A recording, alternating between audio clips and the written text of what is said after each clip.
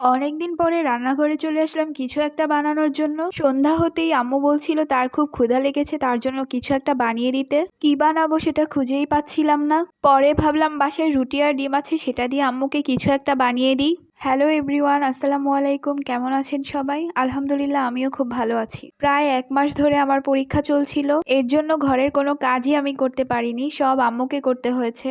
আজকেই পরীক্ষা শেষ হয়েছে, তাই ভাবলাম যে আস্তে আস্তে ঘরের সব কাজ গুছিয়ে নিব। আমি এখানে 4 পিস রুটির জন্য 2 পিস ডিম নিয়েছি।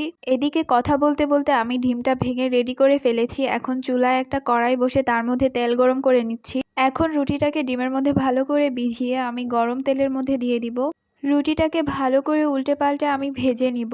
আমিও তো ভালো রান্নাবান্না করতে পারি না, কিন্তু টুকিটাকি আম্মুর থেকে শিখেছি। আমার রান্নাবান্না করতে বা ঘরের যে কোনো কাজ করতে খুবই ভালো লাগে, কিন্তু আম্মু সেটা পছন্দ করেন না। আম্মু মনে করেন পড়াশোনা অবস্থায় কাজ করলে পড়ার প্রতি মন উঠে যায়।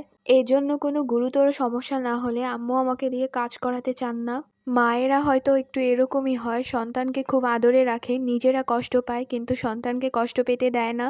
প্রতিটা বাবা মাই এরকম, তার সন্তানকে খুবই ভালোবাসে, কিন্তু আমরা সন্তানরা দিন শেষে তাদেরকে কষ্ট ছাড়া আর কিছুই দিতে পারি না। তবে ইচ্ছা আছে এখন থেকে আম্মুকে সব কাজে হেল্প করব। যাই হোক, কথা বলতে বলতে এদিকে আমার সবগুলো রুটি ভাজা হয়ে গেছে।